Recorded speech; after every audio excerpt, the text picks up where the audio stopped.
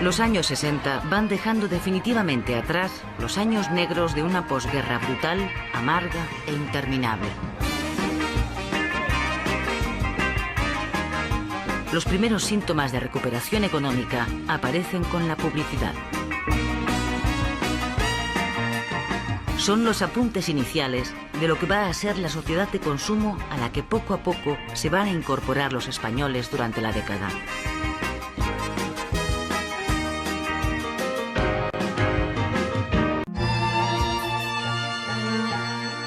El plan de estabilización consigue producir en los años 60 un espectacular desarrollo económico. Durante toda esta década, España mantiene un crecimiento medio anual del 7%. La industria se convierte en el motor del crecimiento. El país se industrializa de modo acelerado. España deja de ser un país eminentemente agrícola. El desarrollo es tan notable que el propio régimen lo bautiza como el milagro español. La propaganda del nodo se lo recuerda una y otra vez a los españoles. Los aviones que surcan nuestro espacio, las líneas de transporte, los chorros de agua que ríen en los aliviaderos y el humo de nuestras chimeneas, que no es el humo de una vana ilusión, sino el testimonio real de un esfuerzo logrado, son el feliz augurio de un brillante porvenir industrial de la España actual.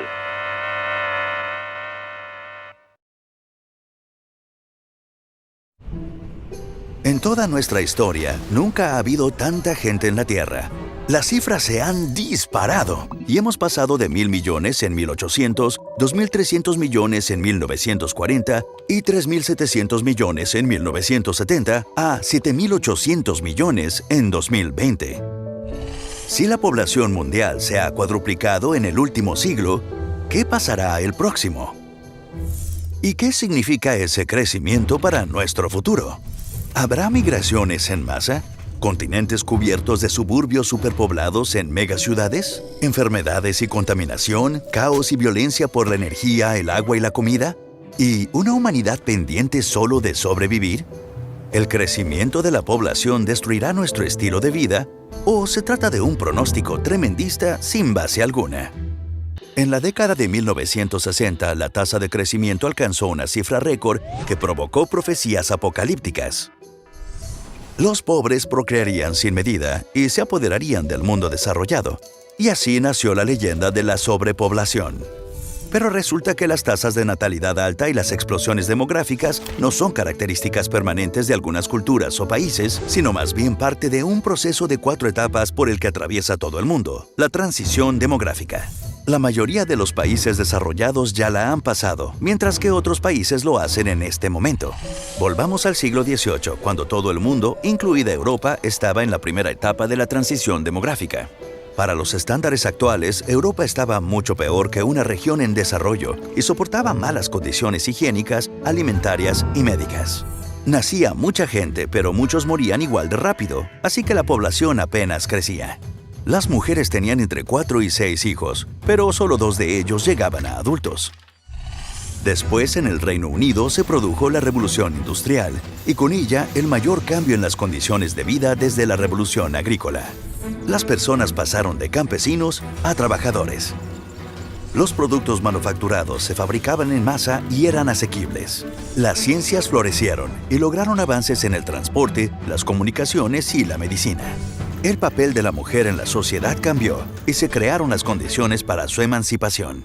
Lentamente, además de formarse una clase media, el progreso económico aumentó los estándares de vida y atención sanitaria de los trabajadores pobres. Y comenzó la segunda etapa de la transición. Con una alimentación, higiene y medicina mejores, la gente ya no se moría a cada rato, especialmente cuando eran muy jóvenes. El resultado fue una explosión demográfica con la que el Reino Unido dobló su población entre 1750 y 1850. El motivo principal por el que las familias tenían muchos hijos era que pocos sobrevivían normalmente. Una vez que eso cambió, se inició la tercera etapa de la transición. Se dejaron de concebir tantos bebés y el crecimiento demográfico se ralentizó. Al final llegó el equilibrio. Morían menos personas y nacían menos niños, de modo que las tasas de mortalidad y nacimiento se estabilizaron. El Reino Unido había alcanzado la cuarta etapa de la transición demográfica. Esto también sucedió en otros lugares y cada vez más países recorrieron las 4 etapas. Primera, muchos nacimientos y muertes por las malas condiciones de vida. Segunda, mejores condiciones de vida que llevan a menos muertes y explosión demográfica. Tercera, menos muertes que se traducen en menos nacimientos y fin del crecimiento demográfico. Pero, si las tasas de nacimiento han caído tanto, ¿por qué la población sigue creciendo tan deprisa? Bueno, los niños nacidos en la explosión demográfica de los 70 y 80 ahora se están convirtiendo en padres y por ello se ha producido un importante pico de población. Pero como media tienen muchos menos hijos que sus padres. Hoy la media es de 2,5, cuando hace 40 años era de 5.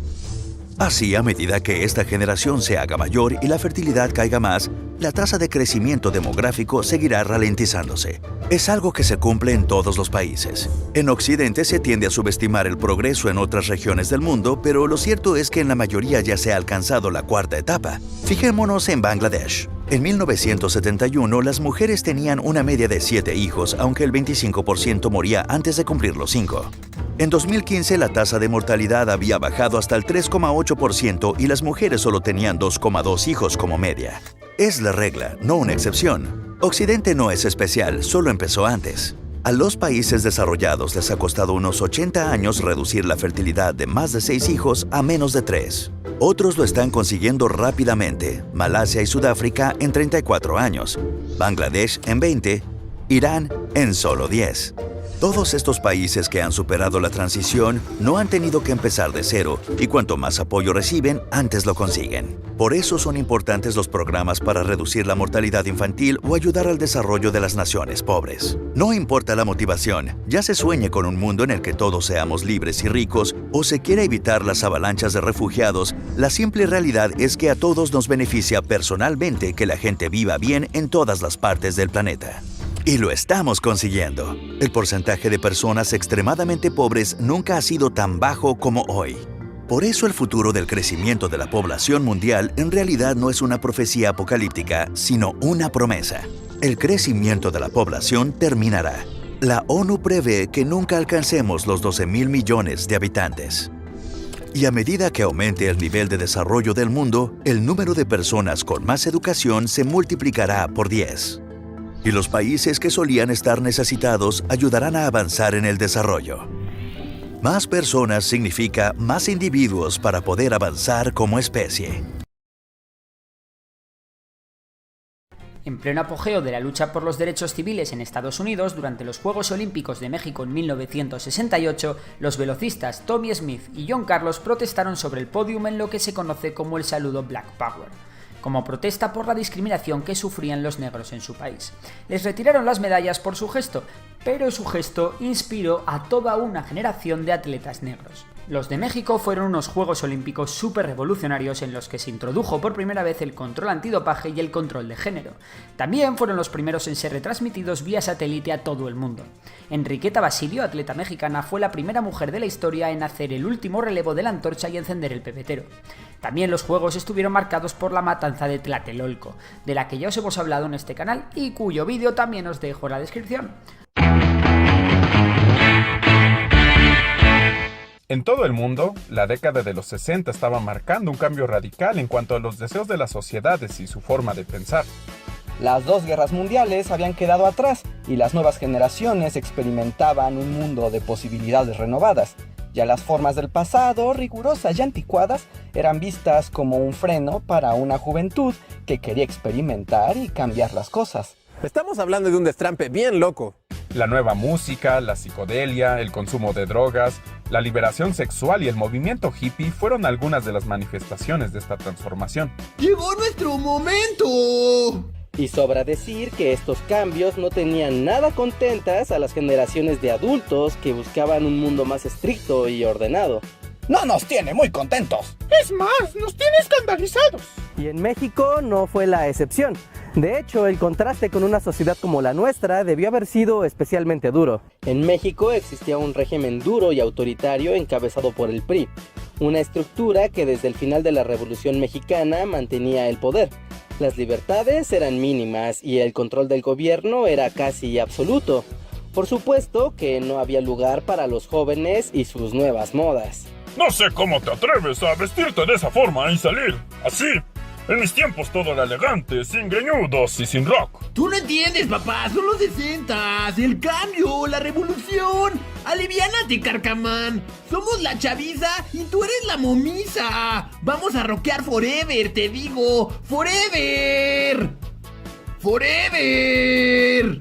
Pero desgraciadamente la chaviza mexicana tuvo la mala suerte de coincidir con el presidente más prefecto de secundaria que ha tenido la historia de México, Gustavo Díaz Ordaz. A ver, muchachito loco, fájese esa camisa y a cortarse las greñas. Díaz Ordaz venía de una familia de políticos y burócratas. Era abogado y en 1964 fue nombrado presidente de la República. Era un hombre serio que tuvo éxito en la administración pública y se enfocó en el desarrollo económico del país. Y también hay que mencionar que era feo como la chingada. En serio, y no es solo por hacer el chiste fácil. Estamos hablando de un hombre al que incluso su mamá le decía que era especialmente feo. Pero qué feo hijo tengo. Pareces un chango hocicón y te lo digo yo que soy tu madre. Ay, ya me voy, verte es horrible. Pero qué feo estás. Y el asunto de su aspecto lo perseguiría toda la vida. Nada raro que anduviera siempre de mal humor y con pésima actitud. Pues muy feo y lo que quieran, pero soy el presidente y voy a pasar a la historia. Soy el hombre más poderoso de México. Pues igual sigues estando bien pinche feo. Así de seriecito como era Díaz Ordaz, tenía facilidad para la crueldad, el autoritarismo y la represión. Entre 1964 y 1965, Díaz Ordaz aplastó por la fuerza movimientos sindicales de médicos que buscaban mejores oportunidades laborales, y durante el 66 mandó tomar militarmente las universidades de Morelia y Sonora, ante reclamos estudiantiles sobre violencia y autoritarismo. Aquí nadie se me sale del guacal, todo ordenadito y limpio, que nos vean como un país bien portado. Aún más que ya se vienen las Olimpiadas. Oh, sí, porque en el 68 se iban a celebrar las primeras Olimpiadas en México y el gobierno lo veía como una oportunidad para mostrar a México como un país unido, tranquilo y sin problemas internos. Aunque claro, eso estaba lejos de ser la verdad.